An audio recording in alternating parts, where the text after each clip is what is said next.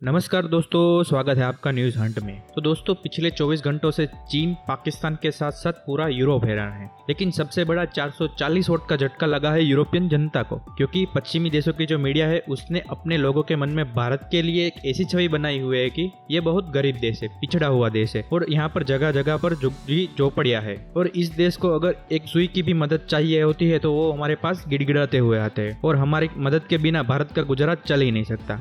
कुछ ऐसी छवि बनाई हुई है। लेकिन आज एक बहुत ही सख्त मैसेज भारत की तरफ से गया है और आज पश्चिमी देशों के लोग खुद ये बात सोशल मीडिया पर लिख रहे हैं कि ये भारत कर क्या रहा है। हमें तो यह बता गया था कि हर छोटी से छोटी चीज के लिए भारत हम पर निर्भर है, लेकिन आज वो इतने बड़े बड़े हथियार तैयार कर रहा है, उसकी किसी को उम्मीद भी नहीं थी, और वो भी टॉप नॉच क्वालिटी के साथ। और इसीलिए भारत का यह हथियार सिर्फ भारत की सुरक्षा ही नहीं कर रहा, बल्कि भारत की इज्जत और भारत की इमेज को दुनिया भर में उससे भी बहुत ज्यादा बढ़ा रहा है। लेकिन ये कौन सा हथियार है? दरअसल हम बात कर रहे हैं LCH की। ये भारत का पहला लाइट कॉम्बैट हेलीकॉप्टर है जिसे भारत ने स्वदेशी तौर पर बनाया है। हालांकि इसका 45% हिस्सा भारतीय कंपनियों द्वारा दिया गया है और वहीं जो 55% इसमें जो कंपोनेंट लगे हैं या अलग अलग पार्ट लगे हैं वो विदेशी कंपनियों से खरीदे गए हैं। लेकिन आपको बता दूं कि दुनिया के लगभग सभी हथियारों के साथ यही होता है कि इनमें कुछ ना कुछ कंपोनेंट विदेशी होता ही है। उदाहरण के लिए आपको F-35 जो अमेरिका का सबसे प्रीमियम लाइन हथियार है, उसमें भी बहुत सारे कंपोनेंट ऐसे है जो चीन से आते हैं। जो उसका रेयर अर्थ मटेरियल होता है ना, वो चीन से आता है। इसके अलावा इसके कई अलग अलग कंपोनेंट है जो यूरोप से आते हैं। तो ऐसा सभी हथियारों के साथ होता है। लेकिन भारत में कल एक बात साफ कही है कि LCH के साथ भी वही होगा जो हमारे तेजस के साथ हुआ था। मतलब तेजस जब शुरू में बनकर तैयार हुआ था तो उसी में 50% के करीब जो कंपोनेंट थे वो विदेशी थे। धीरे धीरे भारत ने उन्हें रिप्लेस करना शुरू किया और आज की तारीख में तेजस में करीबन 76% जितने उपकरण है वो भारतीय है। उसके बाद ज्यादा उपकरण इजरायली लगे हैं। LCH के साथ भी यही होगा। धीरे धीरे इसमें जो विदेशी पार्ट है उन्हें रिप्लेस करके स्वदेशी पार्ट भी लगाए जाएंगे। तो इसके बारे में आपको चिंता करने की जरूरत नहीं है। वहीं आप सबको एक इम्पोर्टेंट पॉइंट बता दूं कि इसे बनाने का एक खास मकसद है। मकसद ये है कि जो भारत का दो मेन पड़ोसी है चीन और पाकिस्तान, उनके साथ जो हमारी ज़्यादातर लड़ाई हुई है वो पहाड़ी इलाकों में ही हुई है। और खास करके अगर हम चीन बॉर्डर की बात करें तो वहाँ पर विशालकाय हिमालय है, पर सबसे यह अहम बात है कि वहाँ पर हवा बहुत ही ज़्यादा पतली होती है। वहाँ पर जो नॉर्मल हेलीकॉप्टर है वो ऑपरेट ही नहीं कर पाता। वहाँ पर 2 ही हेलीकॉप्टर कामयाब हुए हैं। पहला है अमेरिका का अपाचे हेलीकॉप्टर, क्योंकि वो एक वर्सेटाइल हेलीकॉप्टर है। एक तरीके से जैसे क्रिकेट में ऑलराउंडर होता है ना, उसी तरह आप इसे कहीं भी उड़ा लगा। लेकिन उसके साथ ये दिक्कत है कि वो बहुत ज़्यादा एक्सपेंसिव है और इसीलिए भारत सिर्फ 22 की संख्या में उन्हें खरीद पाया है। लेकिन भारत को इस समय कम से कम 200 हेलीकॉप्टर की जरूरत है और वो इतना ज़्यादा महंगा है कि 200 की संख्या में तो खुद अमेरिका भी नहीं खरीद पाया है। इसलिए भारत दूसरे ऑप्शन के साथ गया है और वो है हमारा LCH, क्योंकि LCH मात्र 200 से 250 करोड़ के रुपये में बनकर तैयार हो जाता है। बहुत ही जल्द भी बनता है और सुपर अटैक हेलीकॉप्टर है। हाँ, ये डिफेंस नहीं कर पाता, इसका काम तोड़फोड़ मचाना है, वो ये आसानी से कर देगा। और सबसे बड़ी बात, भारत इसे 160 की संख्या में सेना में शामिल करेगा। बाकी 40 अपाचे हो गए, यानी कि दोनों को मिलकर काम चलाया जाएगा। और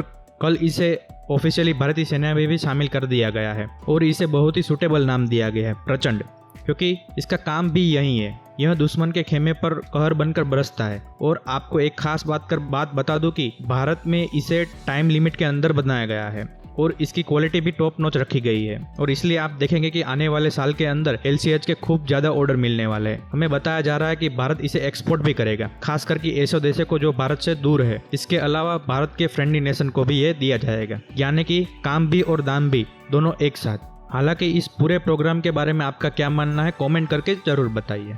और इसी के साथ हम चलते हैं हमारी दूसरी एक इम्पोर्टेंट खबर की ओर। तो दोस्तों, आखिरकार कनाडा की सरकार को झुकना ही पड़ा है। कनाडा की सरकार ने भारत के सामने घुटने टेक दिए हैं। आप सभी लोग तो जानते हैं कि पिछले 2-3 महीनों से भारत और कनाडा के बीच में मुश्किलें बहुत ही ज्यादा बढ़ गई थी। इसका सबसे बड़ा कारण बताया जाता है कि पिछले कई महीनों से लगातार हिंदू की साइट है कनाडा के अंदर, हमारे जो मंदिर है या फिर हिंदू संबंधित कोई भी जगह है, उन्हें बहुत ही ज्यादा नुकसान पहुंचाया जा रहा था। नहीं, ये भी खबर थी कि बहुत सारे हिंदुओं पर अटैक भी हुआ है। अब भारत की सरकार लगातार कनाडा पर प्रेशर बना रही थी कि आप इस मामले में ध्यान दीजिए। लगातार हिंदुओं पर अटैक हो रहे हैं, जो मंदिर है उनकी सुरक्षा बढ़ाइए, हिंदुओं की सुरक्षा बढ़ाइए। लेकिन कनाडा की सरकार सुनने के तैयार नहीं थी, उल्टा भारत सरकार पर ही चढ़ बैठी थी। जैसे कि अब से एक हफ्ता पहले भारत ने एक एडवाइजरी जारी करी थी कि भारतीयों के लिए जो भारतीय कनाडा में जा रहे हैं वहाँ पर सावधानी बरते, क्योंकि पिछले कुछ महीनों से भारतीयों पर लगातार हमले देखने को मिल रहे हैं। ऐसे में आप थोड़ी सावधानी बरत लेना। अब आप लोग कमेंट करके मुझे खुद ही बताइए कि भारत इस एडवाइजरी के बारे में क्या गलती की थी। कुछ भी नहीं, ये तो एक सिंपल सा प्रोसेस होता है जो हर देश फॉलो करता है। जहाँ पर किसी भी देश के नागरिक के पर अटैक होता है उस देश के लिए एडवाइजरी जारी की जाती है। यह हर देश की सरकार का अपने नागरिक के प्रति क्या कर्तव्य होता है, चाहे वो अमेरिका हो, चाहे वो दक्षिण अफ्रीका हो, चाहे वो भारत हो, चाहे वो चीन हो, सभी देश एक ऐसी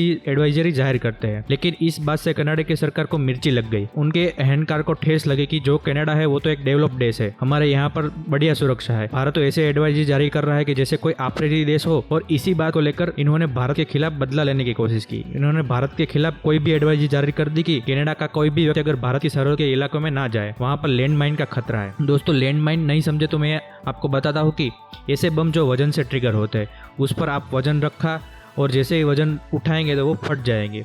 अब आप खुद बताइएगा, कनाडा की इस एडवाइजरी का कोई तुक ही नहीं है, कुछ भी नहीं। बस भारत से बदला लेने के लिए उन्होंने ऐसा किया। लेकिन भारत भी पीछे नहीं हटा। भारत ने पिछले एक हफ्ते से लगातार इन पर प्रेशर बनाया जा रहा था, लेकिन कनाडा झुकने का नाम ही नहीं ले रहा था। लेकिन अब से 2 दिन पहले एक ऐसी घटना घटी जिसने कनाडा की सरकार को भी हिला के रख दिया। दरअसल कनाडा के दफ्तर में एक बहुत ही बड़ा पार्क है जिसका नाम है श्री भगवद गीता पार्क। हुआ यह है कि वहाँ कुछ गलत लोग थे। उन्होंने श्री भगवद गीता पार्क को नुकसान पहुंचाने की कोशिश की, तोड़फोड़ करी और वहाँ जो होल्डिंग थे उन्हें उखाड़ने की कोशिश करी। अब इस घटना से वहाँ के भारतीय लोग थे, खास करके जो हिंदू कम्युनिटी थी, वह बहुत ही ज़्यादा गुस्से में आ गई।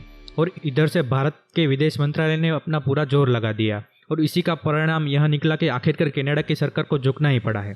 दरअसल स्क्रीन पर आप देख रहे हैं कि कनाडा की सरकार ने अपनी संसद में सर्वसम्मति के साथ एक बिल पास करवाया है, जिसके तहत जो नवंबर का महीना होगा उसे हिंदू हेरिटेज मंथ के नाम से घोषित किया गया है। इतना ही नहीं, इसके लिए स्पेशल छुट्टी भी इनके लिए पूरे कनाडा में होगी। लेकिन इसे बहुत बड़ी बात माना जा रहा है, वो इसलिए क्योंकि ये पूरा प्रस्ताव था ना, वो नवंबर का महीना हिंदू हेरिटेज मंथ के रूप में घोषित किया जाए, इसका प्रस्ताव बहुत ही लंबे समय से कनाडा की संसद में अटका हुआ था। यह पास नहीं हो पा रहा था। लेकिन जब से हिंदुओं पर कनाडा में अटैक होना शुरू हुआ है तो कनाडा की सरकार पर प्रेशर आ रहा है कि वो हिंदू पर ध्यान नहीं दे रही है। इसीलिए इस प्रस्ताव को अचानक बाहर निकालकर पास कराया गया है, ताकि ये संदेश दिया जा सके कि वो हिंदुओं को सुन रहा है। लेकिन अभी भी भारत की सरकार ने जो प्रेशर का पैटर्न है उसे दबाए हुए है, उसे रिलीज करने को तैयार नहीं, क्योंकि भारत ये चाहता है कि हिंदू की सुरक्षा के प्रति कॉन्क्रीट एक्शन लिया जाए। क्योंकि जब हिंदुओं के मंदिर बचेंगे और खुद हिंदू बचेंगे तभी तो हिंदू मंदिर बना पाएगा ना। भारत और कनाडा को संबंधों के लिए एक बात आप गांठ बांध लीजिए कि जब तक जस्टिन ट्रूडो कनाडा के प्रधानमंत्री है और उनकी पार्टी लिबरल पार्टी सत्ता में है, भारत और कनाडा के संबंध बेहतर होने ही नहीं वाले। क्योंकि आप इतिहास उठाकर देख लीजिए, जब जब कनाडा में कंजर्वेटिव पार्टी की सत्ता आई है तब तक भारत और कनाडा के संबंध नई नई ऊंचाई को छू रहे हैं। अगली बार तभी ऐसा होगा जब कंजर्वेटिव दोबारा सत्ता में लौटेंगे। हालांकि आप इस खबर पर आपका क्या मानना है कमेंट करके जरूर बताएं। धन्यवाद।